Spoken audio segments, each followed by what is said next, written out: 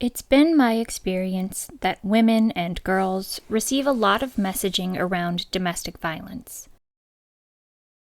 We're coached to recognize warning signs and to get out. In hushed conferences, we advise each other to set aside a little money, just in case.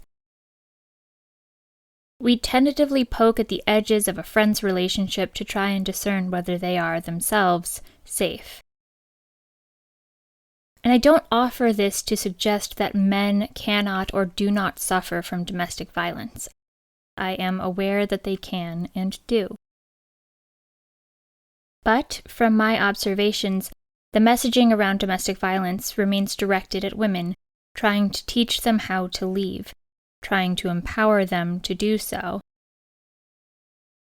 Funding is usually directed at trying to provide safe passage and shelter if they are abused and are able to leave. But in the cases of Air Force Technical Sergeants Jenkins and Edwards, messaging about blending families, managing their anger, and having difficult conversations would have arguably been far more helpful to the women in their lives. This is Conduct Unbecoming. I'm Erin, and I'm your host.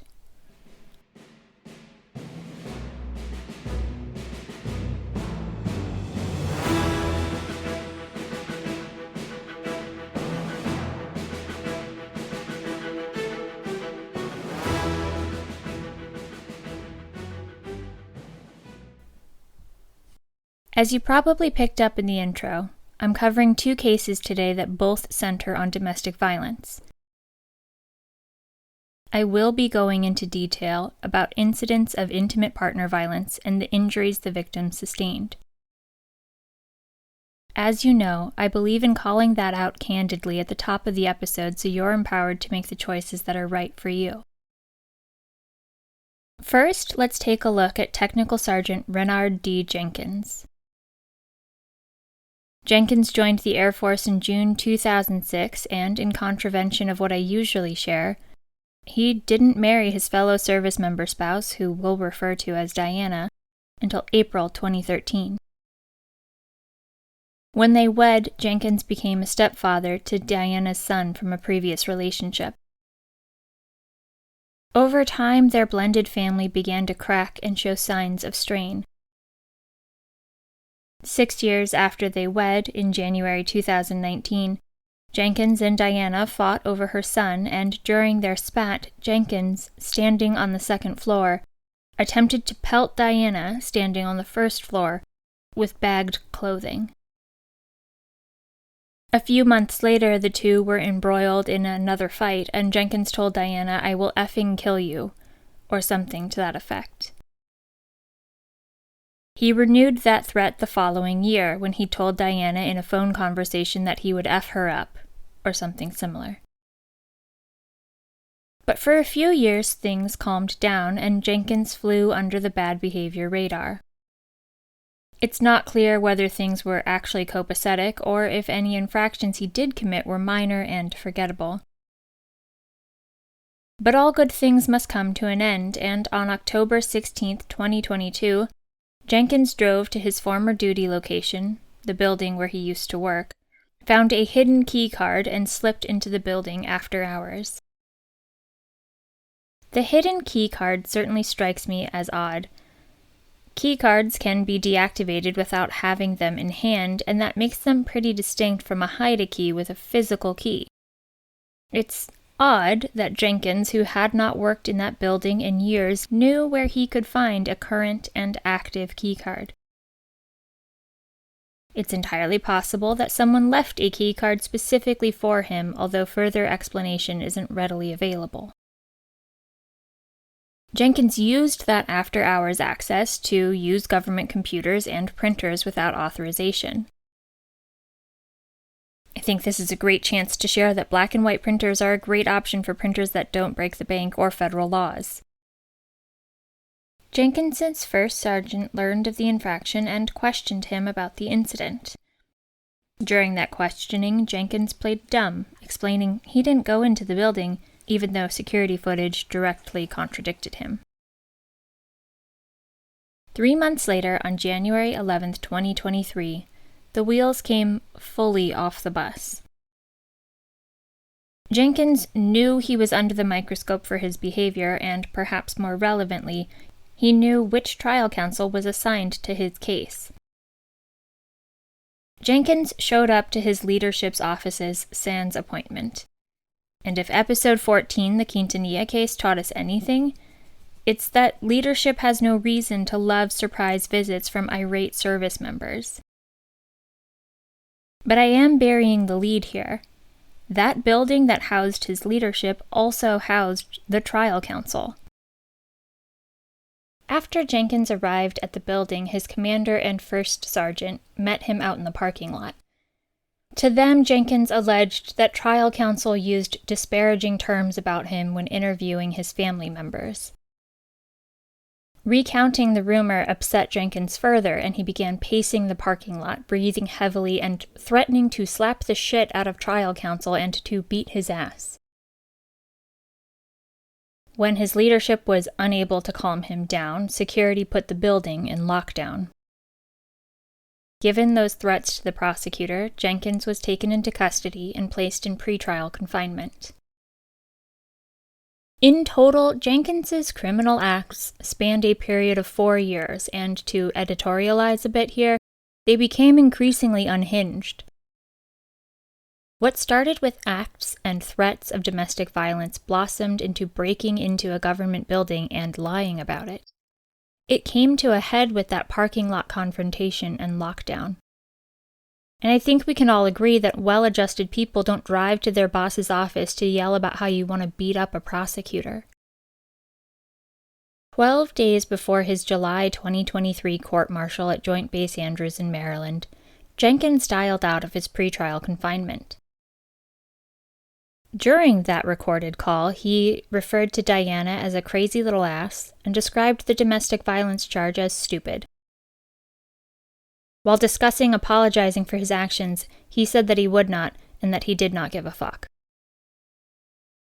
Jenkins pled guilty to 1 specification of domestic violence for throwing the bagged clothing, 2 specifications of communicating a threat, for telling Diana he would kill her, 1 specification of unlawful entry for gaining access to that building after hours, 1 specification of making a false official statement for lying about accessing the building after hours, and 1 specification of disorderly conduct for his meltdown in the parking lot. During his unsworn statement, Jenkins told the court that his misconduct and his misconduct alone led to the court-martial. He stated he knew his actions brought him to the court and that he had to take accountability for them, for those mistakes he made that he would always regret. Prosecutors got to bring in that jail call recording to rebut that statement. Consistent with his plea, the military judge sentenced Jenkins to confinement for 150 days, reduction from E6 to E1, and a bad conduct discharge. Well, technically, the judge sentenced him to 150 days for the domestic violence, 90 days for each of the specifications of communicating a threat, no confinement for the unlawful entry, 10 days confinement for the false official statement, and 10 days for his disorderly conduct. The judge ordered that he serve those terms concurrently, or all at the same time, for a total carceral term of 150 days. Had he served that time consecutively, his sentence would be a total of 350 days, or nearly a year. Given that he was credited with the 179 days of pretrial confinement, he was functionally sentenced to time served. But those Air Force technical sergeants were on a bit of a tear, so let's turn to the matter of Technical Sergeant Michael A. Edwards. In 2021, Edwards was stationed at Robins Air Force Base, located about 10 miles southeast of Macon, Georgia. In the early months of 2021, he joined an online dating website and met a woman that we'll call Jen. Jen lived with her teenaged son in Augusta, Georgia, about 120 miles northeast of Macon. It's been 15 years since I tried and failed at dating in the South, but that seems like an exorbitantly large dating radius for everyone involved. After Edwards and Jen had been dating for a few months, they began to discuss moving in together. In accordance with that plan, in June 2021, Edwards purchased a home in Macon, and Jen and her 15-year-old son hauled their lives out there and moved in. 12 months later, Jen and Edwards broke up. Jen moved to her own bedroom, but Jen and her son continued to live in the home with Edwards. Beyond those separate bedrooms, I have no details on how Edwards and Jen separated the space or the finances attached to their living arrangement. For a while, it seemed like the arrangement was still working for them, but approximately a year after their breakup, Edwards began imposing rules for Jen to follow. He told her that she could not leave the home after 10 p.m., and if she was already out by that curfew, she could not return to the home after midnight. If she dared to defy him and return after midnight, Edwards said she would not be allowed into the house until a, quote, decent time in the morning.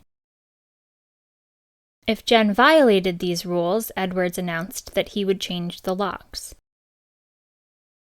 As we could reasonably expect, Jen began making plans to move out.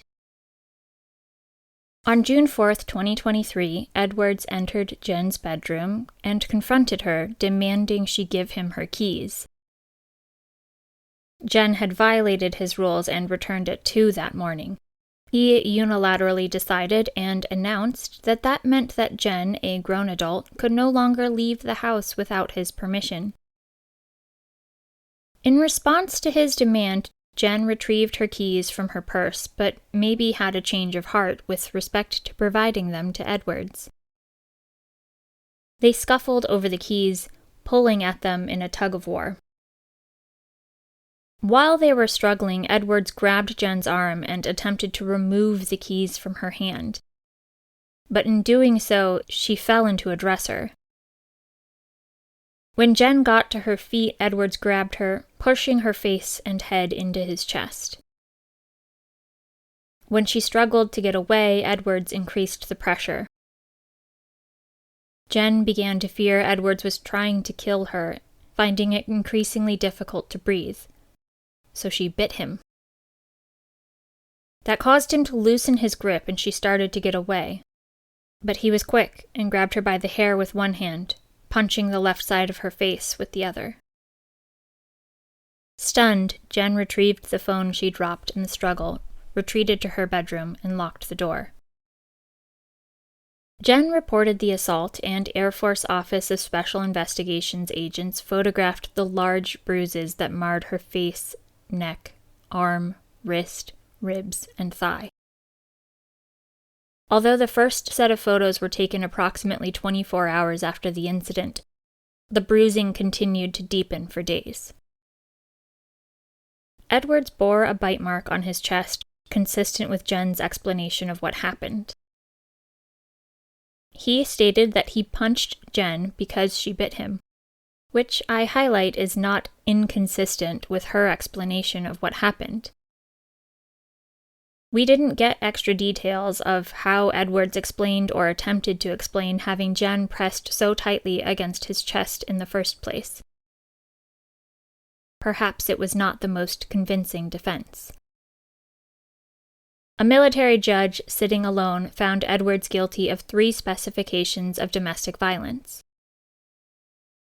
That's 1 specification for grabbing her and causing her to fall into the furniture, 1 specification for wrapping his arms around her neck, crushing her face into his chest, and 1 specification for grabbing her by the hair and punching her in the face.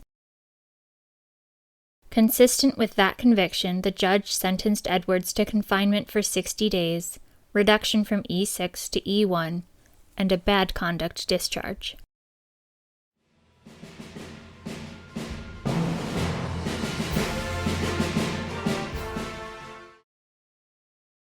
I chose to cover these two cases together because a brief scroll through them made me think I was reading the same fact pattern. They were both E6s living with their partners and their partners' children. They were both convicted of domestic violence and both challenged the fairness of their sentences. As the Air Force Court of Criminal Appeals observed in both opinions, the law is well settled that they have the authority and indeed the job of affirming only as much of a sentence as is correct in law and fact. In answering questions of sentence appropriateness, they look to the entire record of conviction to consider a particular appellant, the nature and seriousness of the offense, the appellant's record of service, and all matters contained in the record of trial. There is a bit of a bookend on their power, though. While they can reverse a sentence beyond what is appropriate, they can't just run around slinging mercy. On appeal, Jenkins raised 3 issues. First, whether the judge erred when he admitted the recording of his jailhouse phone call as rebuttal evidence. Second, whether he should be entitled to relief because of post-trial delay. And, as I briefly mentioned, whether his sentence was inappropriately severe. He quarreled with the bad conduct discharge and asked the AFCCA to set aside his discharge and restore him to E6. Jenkins had 17 years in the service at the time of his court-martial and until then demonstrated excellent work performance. His commander and first sergeant, the people who tried to de-escalate the parking lot confrontation that resulted in his arrest, both testified they believed he could be rehabilitated. Further, the AFCCA observed, Jenkins took responsibility for his misdeeds by pleading guilty to the offenses rather than proceeding to a contested court-martial. But the AFCCA concluded that those positive attributes did not outweigh his repeated criminal acts. Acts that, I would argue, grew increasingly brazen. Domestic violence and threats are insidious because they're not done in public. It's unlikely someone will step in. We don't know if there were other acts that Diana reported that didn't merit charges or were too old to bring charges for. But we do know that Jenkins threw things at her and threatened to kill her. His actions went unchallenged for years. Next, Jenkins snuck into a controlled access building to satisfy his own needs, and when confronted with video evidence, maintained he was innocent. Then there is the issue of him driving to a parking lot and screaming at his boss that he wanted to assault trial counsel because he heard a rumor that trial counsel called him a name. I'm not going to hypothesize on what would have happened if Jenkins hadn't been placed in pretrial confinement, but I am going to observe that each of those acts was more severe than the one before, that each of those acts was also increasingly public. The AFCCA affirmed Jenkins' sentence, concluding it was not inappropriately severe for his conduct. Last week, on June 2nd, Jenkins filed his petition for review with the Court of Appeal for the Armed Forces. In the event that CAF takes up his case, I'll be sure to provide an update. As to his case, Edwards asserted that his conviction was not legally and factually sufficient, in part because he and Jen weren't romantically involved in June 2023, so she couldn't reasonably be considered his intimate partner. His reasoning appears to be that if they weren't getting intimate, she wasn't his intimate partner. But as defined by the Manual for Courts-Martial, a definition set forward by the President, an intimate partner is someone's spouse, former spouse, co-parent, cohabitant, or a person with whom one has been in a social relationship of a romantic or intimate nature. So Edwards made no headway with his argument there. He also contended that his sentence was inappropriately severe, but the AFCCA was unpersuaded. In coming to their conclusion, they looked to his service record, highlighting that he had 15 years in the Air Force with 7 overseas tours, and that his performance was always rated above average. This seems like as good a time as any to draw everyone's attention to the fact that committing domestic violence through a violent act, like punching them, is a Category 1 offense in the UCMJ. There are other kinds of domestic violence that fall into different categories, like strangulation, but let's focus on this Category 1 domestic violence. A Category 1 offense like this particular flavor of domestic violence carries a recommended punishment from 0 to 12 months of confinement. Before we consider that more deeply, I'll offer that violations of Article 90, which is willfully disobeying a superior commissioned officer, is a Category 2 offense. A Category 2 offense carries a recommended punishment of 1 to 36 months. The guidelines aren't firm requirements, but going outside the guidelines requires a judge to make specific written findings explaining why they are ordering a sentence outside the range. It seems like a bit of a mismatch to me that the maximum suggested punishment for punching an intimate partner in the face carries a suggested sentence, 1/3 of that for disobeying an officer who outranks you, which is perhaps why I was never personally destined for a career in the armed services.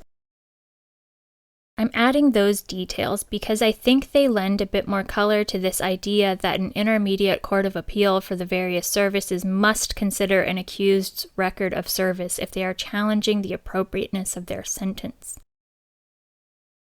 As though there is some level of service to country, some level of otherwise being deferential to authority that makes it a little more acceptable to break the law. That as long as the injury incurred from a violation of the law lies outside the service, the crime is somehow less worthy of punishment. I do think it's interesting that Jenkins received a sentence of 150 days for nearly hitting Diana with a bag of clothes of unknown weight, and Edwards received just 60 days for 3 specifications of domestic violence that left Jen covered in bruises. Granted, Jenkins received sentences for a number of violations of the UCMJ, but I can't help but highlight the disparity between those sentences. I wouldn't be called to conclude that Jenkins's sentence was inappropriately severe for what appears on the surface to be slightly more mild domestic violence, but I might be tempted to conclude that Edwards got off awfully easy. Perhaps it was because he didn't show up to rage at his superiors.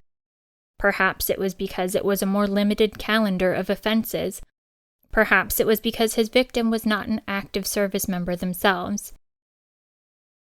But perhaps it was because the impact of his crimes really only affected outsiders. Thank you for listening. If you enjoyed today's episode, please share it. I invite you to submit case suggestions and feedback to conductunbecomingpod@gmail.com or on conductunbecomingpod.com. Join me next time for a timely reminder about things getting out of hand during 4th of July celebrations. Until then, take care.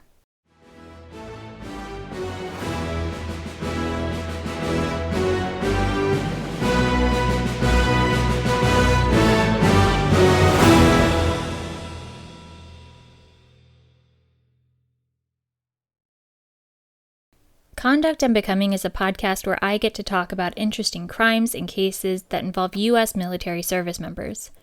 I research, write, and produce the podcast myself. The opinions expressed are my own, and perhaps it's obvious. Conduct Unbecoming is not approved, authorized, or endorsed by the Department of Defense.